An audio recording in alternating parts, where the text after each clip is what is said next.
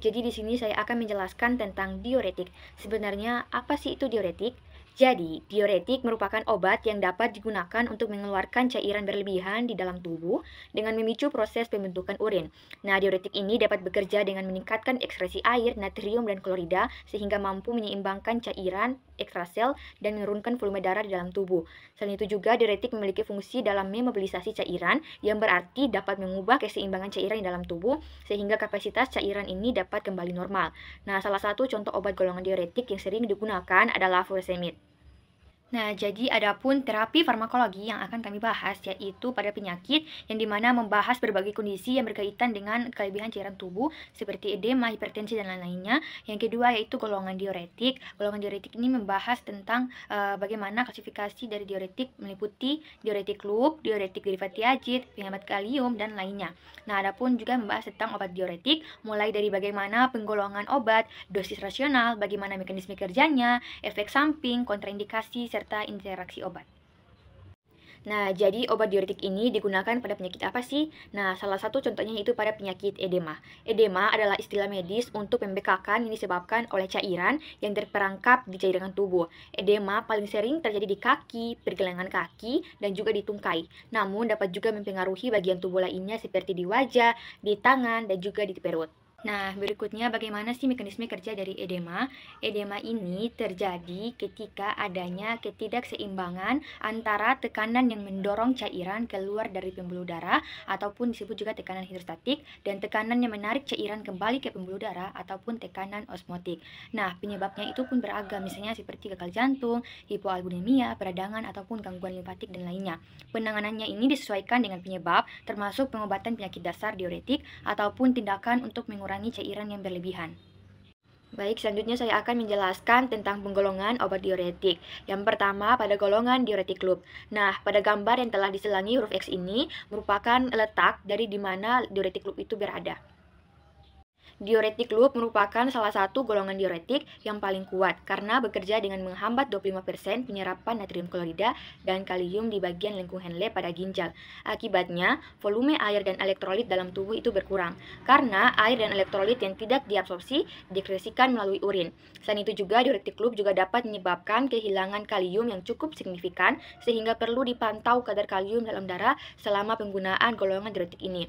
Nah, apa saja sih contoh obat dari golongan diuretik loop? Contoh obatnya itu ada furosemid, bumetanid, dan etakrinat. Selanjutnya itu golongan obat diuretik pada golongan diuretik tiazid. Nah, pada gambar yang telah diselangi huruf X berwarna merah di bagian atas merupakan di mana letak dari obat golongan diuretik tiazid ini berada. Diuretik tiazid bekerja dengan cara menghambat penyerapan natrium dan klorida di tubulus contortus ductus di ginjal. Ketika penyerapan natrium dan kalium ini berkurang, maka air pun akan ikut tertahan di dalam tubulus dan dikeluarkan bersama urin. Hal inilah yang menyebabkan peningkatan produksi urin dan penurunan volume darah, sehingga tekanan darah pun ikut menurun. Nah, adapun contoh obat dari golongan diuretik tiazid itu ada klorotiazid, hidroklorotiazid, metilklorotiazid, dan lain-lain. Selanjutnya itu golongan obat diuretik pada golongan hemat kalium. Nah, pada gambar di bagian atas yang berwarna merah yang telah diselangi huruf X merupakan letak di mana golongan hemat kalium ini berada. Diuretik tiazid bekerja dengan cara menghambat kanal natrium ataupun kalium di dalam ginjal. Adapun juga menghambat kerja hormon aldosteron, mengubah mekanisme nefron di ginjal dalam memproduksi urin. Nah, diuretik hemat kalium ini berfungsi untuk membuang kelebihan cairan di dalam tubuh melalui urin sambil menjaga keseimbangan kadar kalium di dalam darah. Contoh obat yaitu spironolakton, amilorida, dan lain-lainnya. Selanjutnya yaitu toksisitas dari obat furosemid. Yang pertama yaitu pada alkalosis metabolik hipokalemik. Toksisitas ini adalah fungsi dari derajat diuresis dan dapat dipulihkan dengan terapi sulin kaples dan koreksi dari hipovolemia. Nah, yang kedua yaitu ototoksisitas diuretik loop. Kadang menyebabkan gangguan pendengaran terkait dosis yang biasanya reversibel. Yang ketiga yaitu hiperusemia, disebabkan oleh peningkatan reabsorpsi asam urat di tubulus proksimal yang berkaitan dengan hipovolemia. Selanjutnya itu pada kontraindikasi. Furosemid, bumetanid, dan tarsemid mungkin memperlihatkan reaktivitas silang alergik pada pasien yang peka terhadap sulfonamid lain. Tetapi hal inilah tampaknya sangat jarang. Pemakaian berlebihan semua diuretik ini adalah berbahaya pada pasien dengan sirosis hati, ginjal hati, ataupun gagal jantung. Adapun interaksi obat, yang pertama yaitu penghambat AC dapat menimbulkan hipertensi yang hebat. Yang kedua yaitu obat-obat NSAID dapat sedikit memperlemah efek dari diuretik. Yang ketiga yaitu kortikosteroida dapat memperkuat kehilangan dari natrium. Selanjutnya yaitu monitoring dari obat furosemid. Yang pertama itu tekanan darah, periksa tekanan darah secara berutin untuk mencegah hipotensi akibat diuresis yang berlebihan. Yang kedua yaitu status cairan, pantau berat badan per harian untuk menilai status cairan tubuh. Yang ketiga yaitu elektrolit, monitor kadar elektrolit khususnya kadar kalium, natrium, dan magnesium untuk mencegah hipokalemia dan lain-lain. Interaksi obat yang keenam yaitu hindari penggunaan bersamaan dengan obat NSAID, penghambat ACE, ataupun kortikosteroid tanpa penjagaan yang ketat. Selanjutnya itu bumetalin. Dengan dosis tersebut mekanisme kerjanya itu menghambat transporter naples kapasitas 2 cermin di huruf handle dan mencegah reaksi natrium klorida sehingga menurunkan edema. Efek sampingnya yaitu hipokalemia dan hiponatriemia. Toksisitasnya itu salah satunya itu alkaloid metabolik hipokalemik dan reaksi alergi. Kemudian kontraindikasinya itu berbahaya bagi pasien gagal jantung. Dengan interaksi obat, kortikosteroid dapat memperkuat kehilangan kalium. Kemudian untuk monitoring parameter klinis yang dipantau itu tekanan darah, berat badan, output urin, parameter laboratorium, kadar elektrolit, fungsi ginjal, dan saraf urat. Pada frekuensi pemantauan itu awal terapi hingga setelah stabil, efek samping, hipokalemia, hiponatremia, dan lain-lain.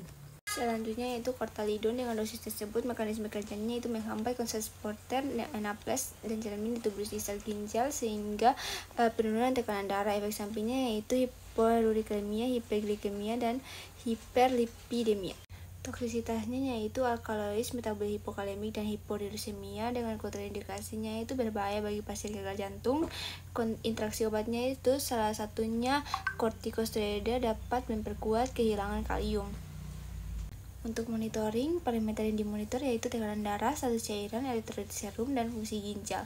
Kemudian frekuensi pemantauan yaitu awal terapi, pasien dengan gangguan ginjal, dan setelah stabil.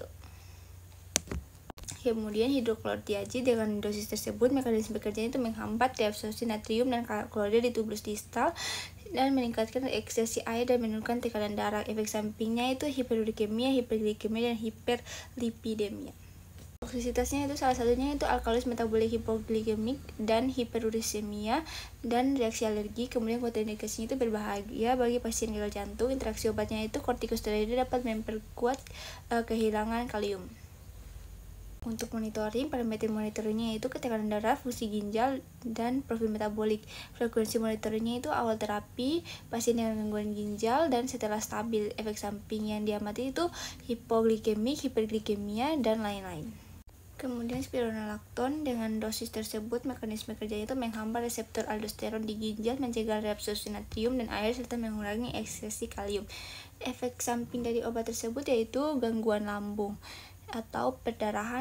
Oke, selanjutnya kita masuk pada toksisitas spironolakton, yaitu pertama hiperkalemia, yang kedua asidosis metabolik hiperkloremik, yang ketiga ginekomastia, yang keempat gagal ginjal akut, dan yang kelima batu ginjal. Selanjutnya kontraindikasi, di mana obat ini itu dia menyebabkan hiperglikemia akut pada pasien yang rentan. Selanjutnya interaksi obat, di mana dia itu interaksi obatnya itu dengan penghambat ACE inhibitor, NSAID, kortikosteroid.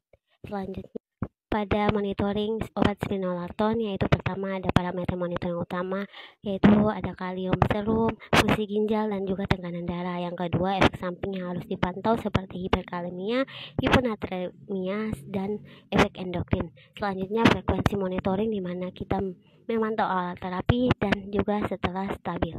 Selanjutnya kita masuk pada obat amilorida, di mana obat ini itu dia bekerja dengan cara menghambat saluran natrium di tubuh distal dan juga di kanal pengumpul ginjal. Obat ini juga mengurangi reabsorpsi natrium dan meningkatkan diuresis karena mengurangi ekskresi kalium.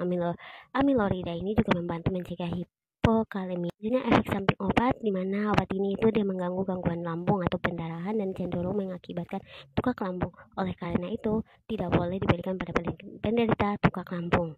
Selanjutnya pada toksisitas, kontraindikasi, dan interaksi pada obat amilorida ini sama saja dengan spironolakton karena mereka ini sama-sama saja golongan penghemat kalium, di mana toksisitasnya juga sama, kontraindikasi, dan juga interaksi. Kita masuk pada monitoring, di mana pertama itu ada parameter yang perlu dimonitoring, di mana kita memantau tekanan darah dan juga berat badan. Yang kedua, frekuensi pemantauan seperti awal penggunaan dan setelah stabil. Yang ketiga, tanda-tanda efek samping yang harus diwaspadai seperti hiperkalemia, gangguan lambung, serta gejala asidosis metabolik. Yang terakhir, tindakan pencegahan di mana kita menghindari pasien pada penderita ginjal kronis berat dan hiperkalemia, dan juga berikan edukasi pada pasien. Selanjutnya kita masuk pada obat mannitol, di mana golongan obat ini ialah golongan osmotik. Obat ini dia bekerja dengan cara meningkatkan tekanan osmotik dalam tubulus ginjal, menarik air ke dalam lumen tubulus dan meningkatkan pengeluaran urin. Selanjutnya efek samping obat, di mana obat ini itu dapat menimbulkan sakit kepala, mual, dan muntah. Selanjutnya toksisitas obat mannitol, di mana ada ekspansi volume ekstrasel, dehidrasi, hiperkalemia dan hipernatremia, dan juga hiponatremia. Selanjutnya kontraindikasi, dehidrasi berat atau anuria, hipersensitivitas terhadap salah satu agen diuretik, gangguan elektrolit berat, pendarahan kranial aktif. Interaksi obat juga sama, dia tidak boleh berinteraksi dengan penghambat ACE inhibitor, obat enzim, kortikosteroid. Monitoring pada obat mannitol ini itu sama saja parameter. Ada parameter monitoring di mana keseimbangan cairan, fungsi ginjal, tanda vital. Yang kedua, frekuensi monitoring di mana selama info awal, info stabil, dan pada pasien berisiko tinggi selama 24 jam. Yang ketiga, pemantauan efek samping di mana itu ada dehidrasi, hipotensi, gangguan ginjal, overall cairan, efek neurologis. Dan yang terakhir, obat sorbitol, di mana obat ini juga golongan osmotik. Obat ini bekerja juga dengan cara meningkatkan tekanan osmotik dalam tubulus ginjal. Selanjutnya, efek sampingnya juga sama seperti sakit kepala, mual, dan selanjutnya pada toksisitasnya juga sama. Obat-obat dengan golongan osmotik ini rata-rata toksisitas, kontraindikasi, dan juga interaksi obatnya sama. Pada monitoring obat sorbitol, ini ada parameter monitoring juga monitoring keseimbangan cairan, fungsi ginjal, dan juga pencernaan. Frekuensi monitoring ini selama pemberian sorbitol, pemantauan setiap 1-2 jam pada pasien dengan risiko gagal ginjal atau gastrointestinal, pemantauan setiap 4-6 jam pada pasien yang diare atau dehidrasi lebih intensif setiap 1-2 jam. Dan terakhir, pemantauan efek samping seperti efek gastrointestinal, dehidrasi, gangguan ginjal, dan juga hipokalemia. Selanjutnya yang terakhir itu ada monitoring obat pada diuretik, di mana ini efektivitas terapi pada tekanan darah, gejala edema, berat badan. Yang kedua, cairan tubuh, tanda dehidrasi, input atau output cairan. Yang ketiga, efek samping seperti hiperglikemia, asam urat, toksisitas otot, atau pendengaran. Yang keempat, pemantauan subjektif seperti keluhan pada pasien. Yang kelima, frekuensi monitoring. Itu seperti awal terapi dan sampai terapi stabil.